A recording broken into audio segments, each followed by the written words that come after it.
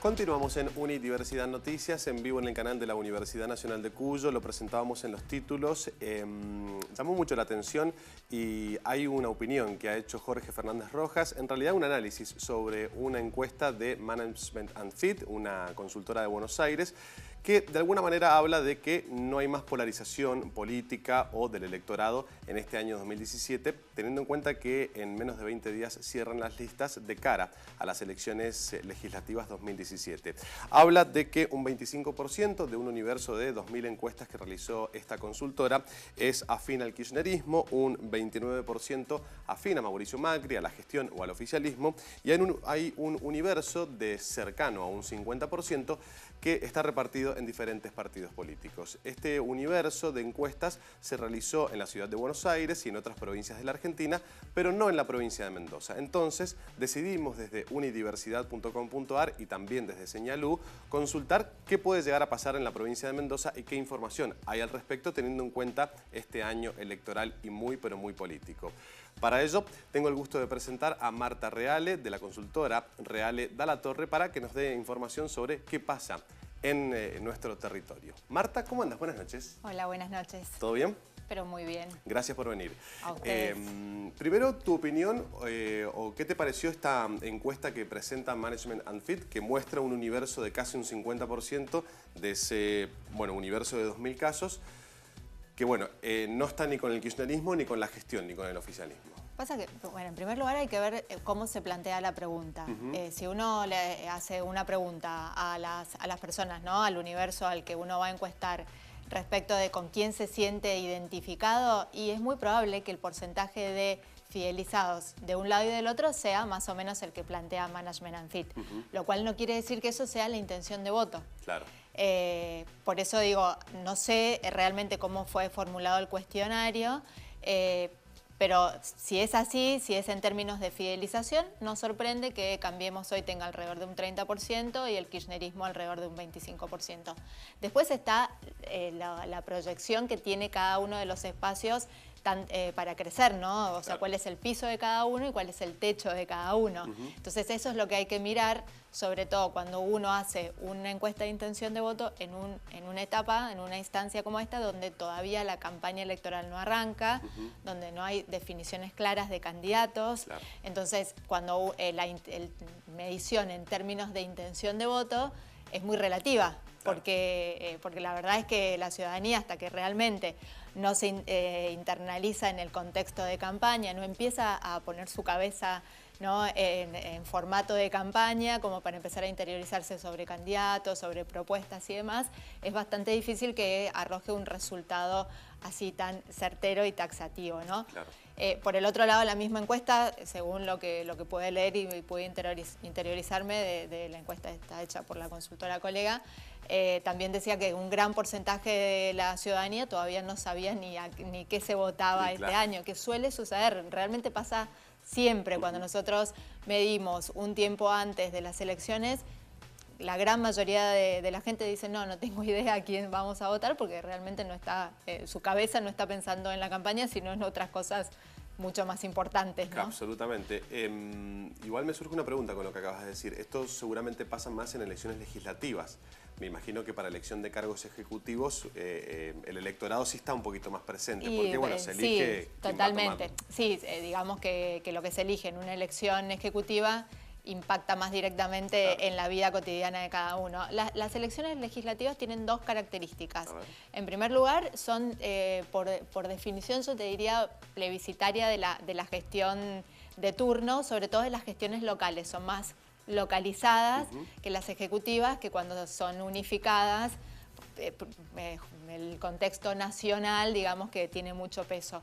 Eso por un lado. Y por el otro lado también se da ese fenómeno, ¿no?, y que lo hemos visto en Mendoza, ese fenómeno de que la ciudadanía se toma como alguna más licencias, ¿no?, a la hora de elegir. Entonces uno ve que en elecciones legislativas, espacios que en las ejecutivas su performance no es tan buena, en las legislativas muchas veces lo tiene, como sucedió en el 2013 con el FIT, que pudo llevar digamos, su candidato al Congreso de la Nación, ¿no? Absolutamente. Entonces, sí, probablemente en una elección legislativa la gente se interiorice mucho más tarde como se introduzca de lleno en la discusión política mucho más tarde de lo que lo hace en una ejecutiva. Absolutamente. Y ya podemos contrastar, por ejemplo, con información que tengan desde la provincia de Mendoza, el tema del cual estamos hablando, que es esta polarización, o si existe la grieta o no en la provincia de Mendoza. ¿Qué podemos brindar a esta altura? En realidad, a ver, en la provincia de Mendoza lo que nosotros tenemos, a diferencia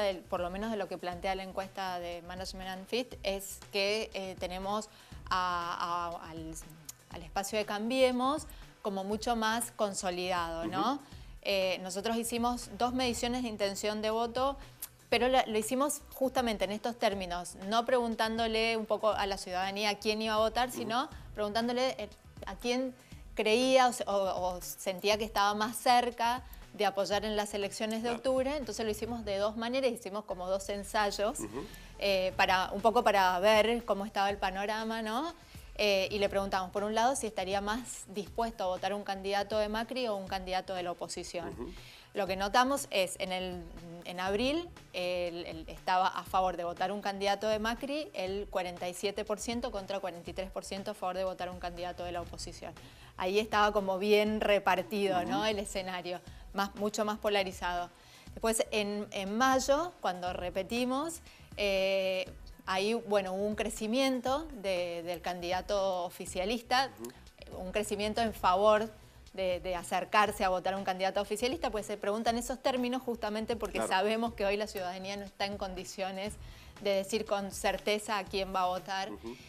Y bueno, ahí salta la intención de voto del 47 al 53, crece 6 puntos, pero lo curioso de esta última medición que hicimos, esta actualización que hicimos en mayo, fue que ese porcentaje de crecimiento se debe a un porcentaje de electorado infiel. ¿Por qué digo esto? Porque el porcentaje de indecisos se mantiene tal cual, era un 9% en abril y es un 9% en mayo, ¿no?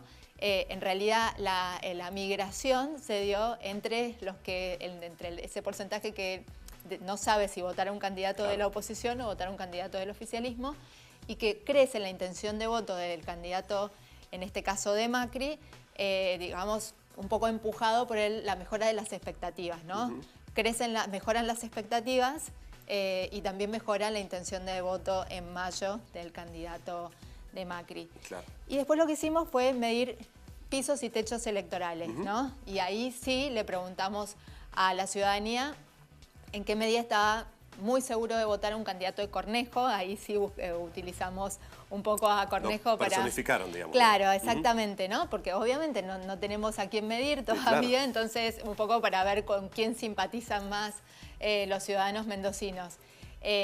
Bueno, y ahí nos daba que estaba muy seguro de votar un candidato de Cornejo, el 36%, ahí es donde yo les digo que ese es el voto más fidelizado, y un 31% que probablemente lo vote, o sea que el candidato de Cornejo tiene una proyección, un margen un rango de un 67%. Lo que no significa que vaya a sacar ese porcentaje, sino que tiene una proyección bastante amplia, ¿no? En términos de crecimiento. Y cuando le preguntamos por un candidato del Frente para la Victoria, kirchnerista, tiene un voto seguro del 12%, y un 17,5% de que probablemente lo vote. O sea, llega un poco menos del 30% la proyección, el techo, digamos. Y tiene un poquito más, algunos puntos más, el techo del PJ, ¿no? Que es del 7,5% que dice que lo vota seguro, llega al 43%. El techo del PJ, ¿no? Entonces, o sea que hay una diferencia entre kirchnerismo y PJ. Hay una diferencia entre kirchnerismo y PJ. Si bien el kirchnerismo tiene una masa crítica más voluminosa, porque el voto seguro son varios puntos más que el del PJ, el techo del Partido Justicialista es mayor que el del kirchnerismo, ¿no? Ahora, Mendoza es particular, seguramente otras provincias también, me parece. Ayer, escuchándola a la vicegobernadora Laura Montero, un poco anticipando el escenario político en estas elecciones, decía bueno, va a ir el Frente Cambia Mendoza, hay que ver qué deciden algunas agrupaciones políticas que están dentro del Frente Cambia Mendoza. Pienso en el Frente Renovador, en Libres del Sur y demás. En otros lugares, sobre todo en la ciudad de Buenos Aires o en la provincia de Buenos Aires, sí hay referentes políticos fuertes de esas otras agrupaciones políticas. Acá aparentemente, o sería muy cornejista el oficialismo, incluso un poco separado al PRO, uno lo ve más, o pienso, no influye tanto esas otras agrupaciones políticas dentro del Frente Cambia Mendoza. ¿Esto hace particular a la provincia? ¿Pasa en otros lados también? ¿Influye en este año electoral? Sí, la diferencia entre Mendoza justamente y, por ejemplo, provincia de Buenos Aires es que el Frente Renovador tiene mucho menos peso. Claro. Que lo que tiene, por ejemplo, en provincia de Buenos Aires, porque en provincia de Buenos Aires es muy probable que el candidato sea Massa, y si no es Massa será Stolbizer, que son dos dirigentes de mucho peso a nivel nacional, que bueno, que no lo tiene el Frente Renovador en Mendoza. Claro. Entonces, al no tener candidatos de peso en Mendoza, bueno, un poco que sí, se diluye.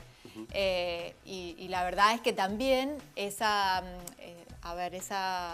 un poco indefinición también se ve, impacta en la opinión de la gente que apoya al Frente Renovador, porque nos encontramos cuando medimos al Frente Renovador con que hay un porcentaje que estaría más dispuesto a votar justamente un candidato del peronismo, un candidato de la oposición a Macri, y otro porcentaje que está más cerca de votar un candidato de Macri, ¿no? Claro, entonces, tal cual. el Frente Renovador acá en Mendoza tiene como esa particularidad, ¿no? de estar bastante indefinido, de tener un componente mucho más heterogéneo, ¿no? Absolutamente. Para cerrar la charla, y te agradezco, Marta, tu presencia aquí, ¿el FIT sigue siendo la tercera fuerza política más fuerte o más importante de Mendoza?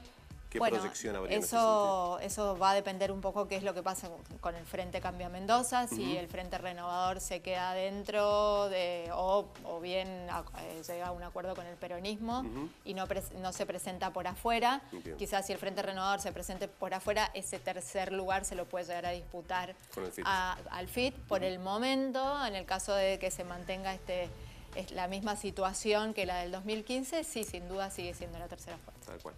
Gracias por venir, ha sido un gusto. Por favor, a ustedes por la invitación. Hacemos una pausa, ya venimos. Bueno. Genial.